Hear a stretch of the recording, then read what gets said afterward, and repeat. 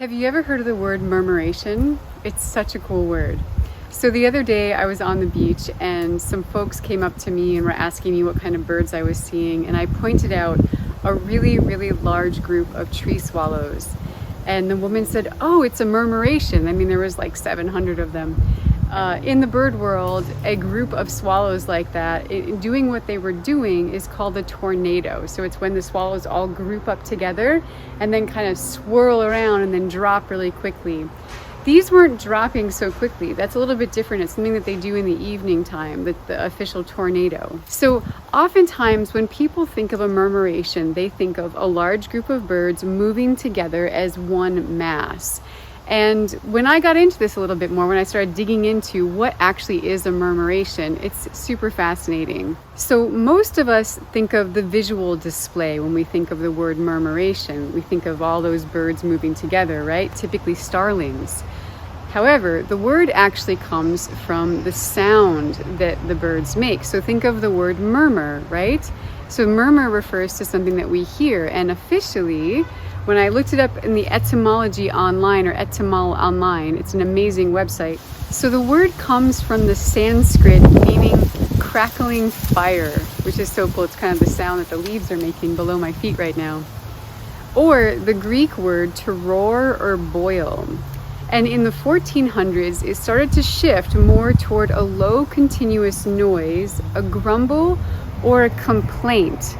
And so I really love this because when you think about the reason, and we'll get into that in a little while, the reason why birds murmur, thinking about them grumbling or complaining has actually a lot to do with what they're doing. And as a side note, the old French for it's a murmureur, and I'm sure I'm not doing a very good job pronouncing it in French, but it means to grumble or grouse. And then when I got into that wormhole of grouse, what the word grouse means, it means to complain. So some people say that only starlings murmur, and it's possible. I don't really know. To be honest, I've never been close enough to a group of birds that I've seen murmuring. You know, when I say murmur, what I mean is that motion, that beautiful motion that the birds make. And they do it for a few different reasons. So let's ask ourselves the question of why birds murmur in the first place, right? So there's many reasons why birds like to come together and just gather as a group or flock up, for instance. But for them to actually want to lift off from their perch as the group, as a big mass, and then move in unison through the sky, why do you think birds want to do that? There are a number of reasons. And you can pause the video right now if you just want to ponder why this is.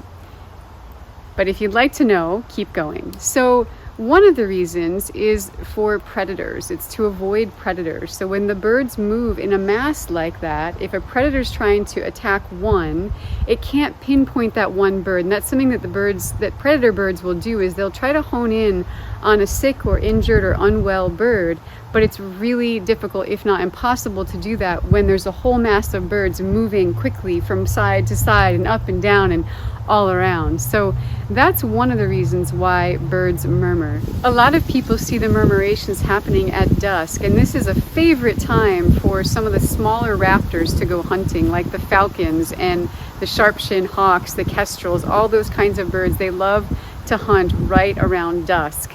And so again, that ties in nicely with why you might see a murmuration happening at that time of day. Another reason that the birds murmur is to gather for feeding. And so this, again, the motion and the intent is a little bit different, and you can see that if you watch it long enough. So what I saw the other day with the swallows, it wasn't an official tornado because they weren't swirling and then dropping. It was during the daytime and they were feeding, and so it was a large mass of swallows all moving together, and they weren't doing like the full-on murmuration where they move like the group of fish, right, or the school of fish, but they were just moving kind of slowly together in this flock, and they did move in a beautiful synchronized mass, but it wasn't an avoidant kind of behavior. That is a bit more rapid and it's quicker, so you can feel that they're trying to avoid something when they move in that kind of quick way, whereas what the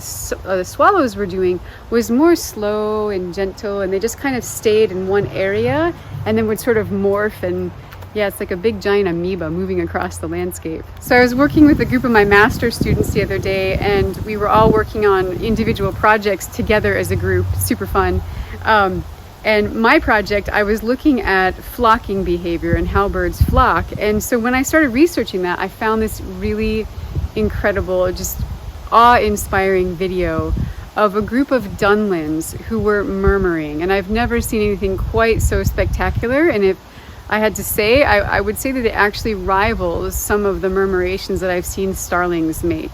And I'm going to share a link to that video down below, and I highly recommend you clicking on it and checking it out. It's just gorgeous. If you need something to help you relax, then check that video out. It's quite a long video, but you could just even watch a small little section of it, and it's really, really something else. That's all for now. So let me know either in the comments below or in an email what birds you've seen murmuring before and where you were. All right, until next time, please get out there and help spread some bird love in the world.